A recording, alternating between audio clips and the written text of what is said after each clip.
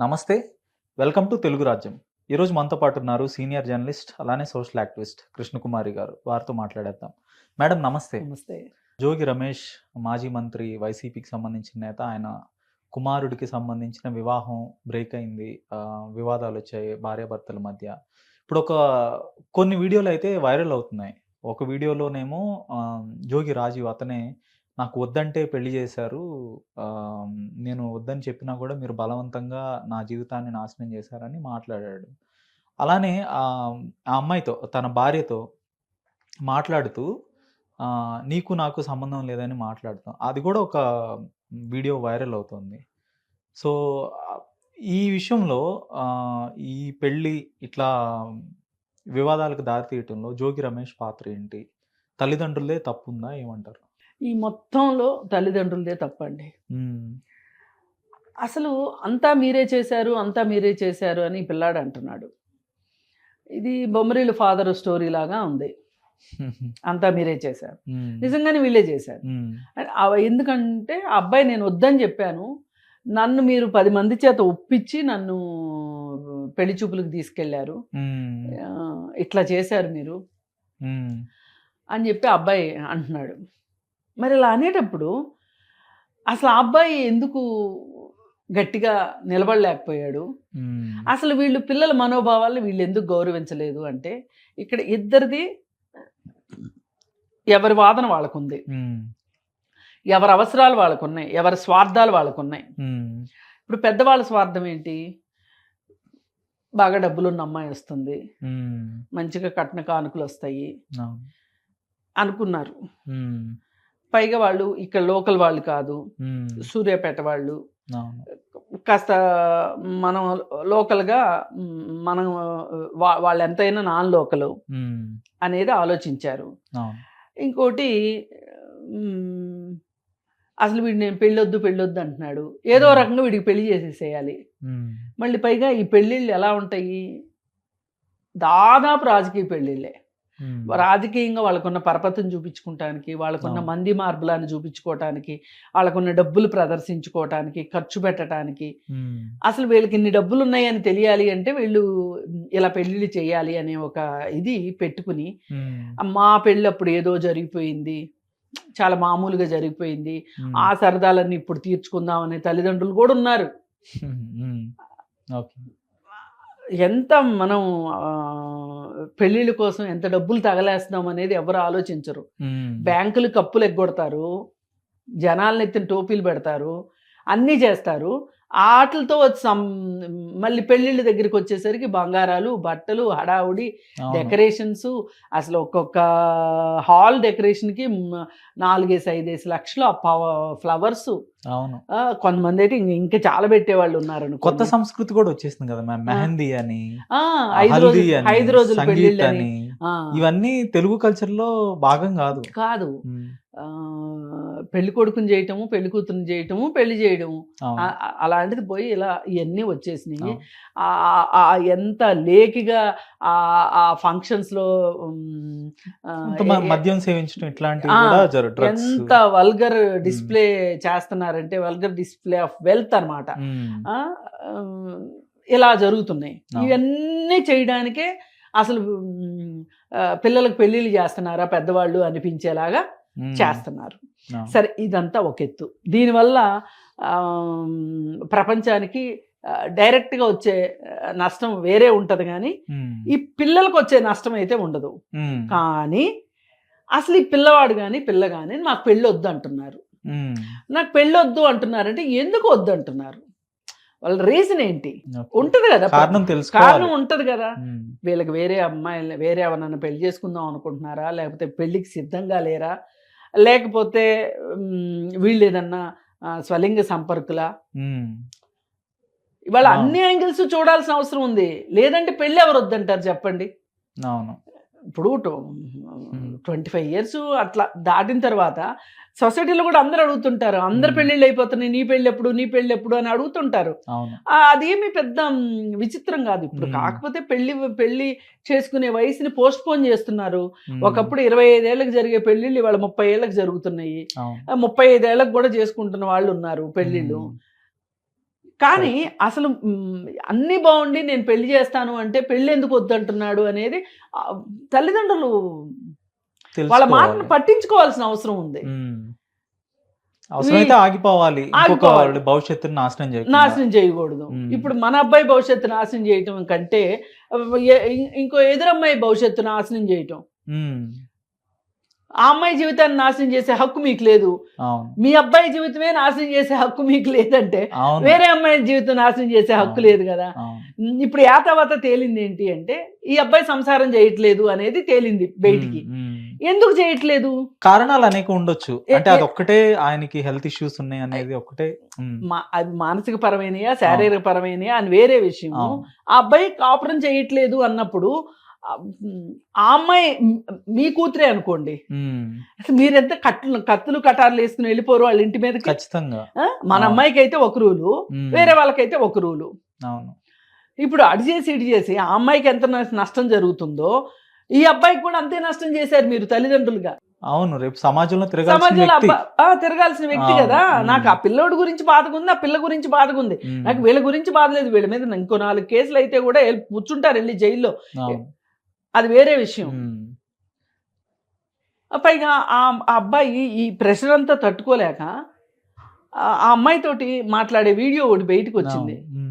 నీకు ఇంట్లో ఉండే హక్కు లేదు, వెళ్ళిపో అంటున్నాడు ఆ అమ్మాయిని. నువ్వెవరు అసలు, నేనెవరు, ఏంటి సంబంధం అని మాట్లాడుతున్నాడు.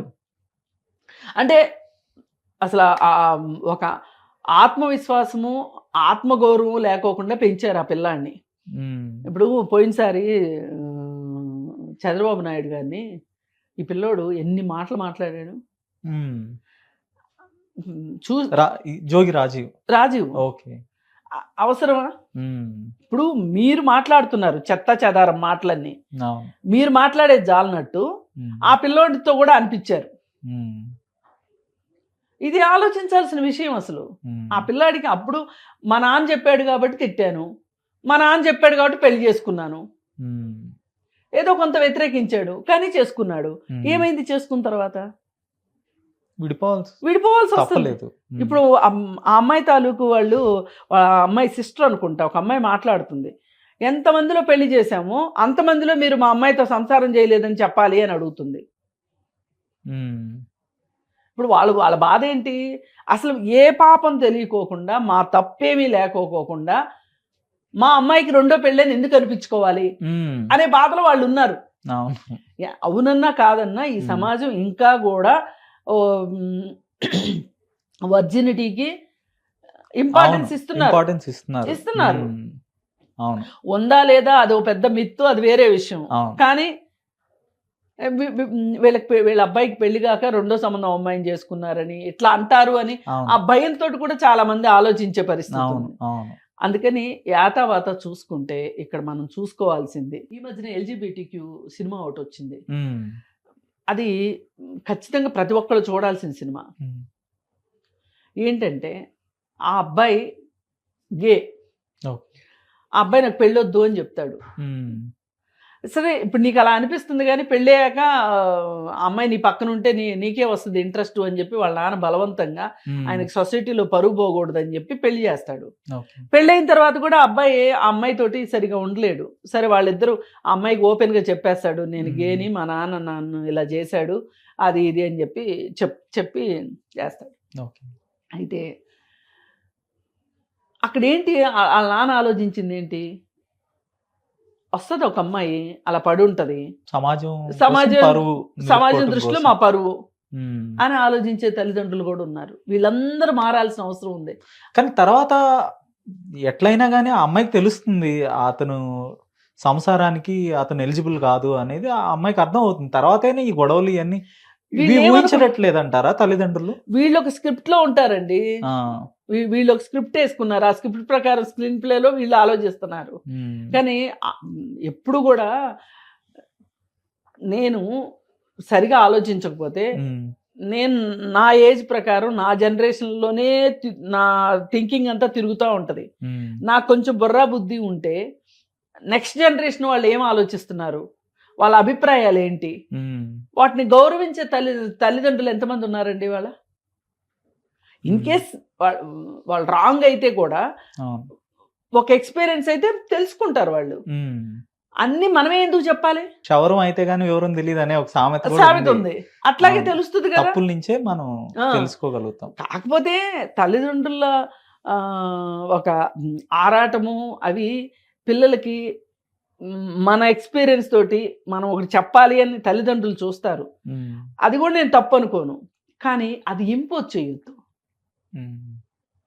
ఇప్పుడు మీరు చెప్పండి, నాన్న నీ పెళ్లి చూడాలనుంది మాకు, చేసుకో అని అడగండి. సరే చేసుకుంటాను అంటే చెయ్యండి. అసలు ఆప్షన్ కూడా వాళ్ళకివ్వటం నయం ఈ ఈ రోజుల్లో కాలాన్ని బట్టి. హ్మ్. అంతేగాని నువ్వు పెళ్లి చేసుకోకపోతే ఓ ఇంటింటి డబ్బా పక్కన పెట్టుకొని నేను చచ్చిపోతాను. ఇది ఎప్పుడో 40 ఏళ్ల క్రితం అవును. ఇది. హ్మ్. అవును. ఇప్పుడు మీరు అదే ఇది చేస్తే పైగా వీటన్నిటిని మించిన బ్లండర్ ఏంటంటే అసలు నీ కొడుకుతోటి నీ కోడలు ఎంత సుఖంగా ఉందో, సంతోషంగా ఉందో తెలియని పరిస్థితి అయితే కాదు. హ్మ్.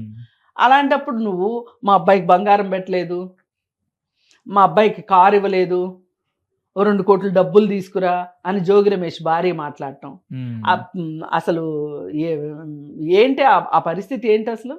హ్మ్. అదయిపోయింది. అవును. పైగా అది చాలనట్టు మతం మారమని ఆ అమ్మాయి మీద ఇంపోజ్ చేయటం. హ్మ్. పెరసి ఈ కారణాలన్నీ పెడితే ఆమెకి విడాకులొచ్చేది గ్యారంటీ. అదేం పెద్ద కష్టం గాదు. అవును. కానీ వాళ్ళ కోపం ఎట్లా ఉందంటే, ఇంత ఈజీగా విడాకులు తీసేసుకొని పక్కకెళ్ళిపోవడం ఏంటి? వాళ్ళు గూడా ఆర్థికంగా చాలా స్థితిమంతులే. స్థితిమంతులే. ఆ!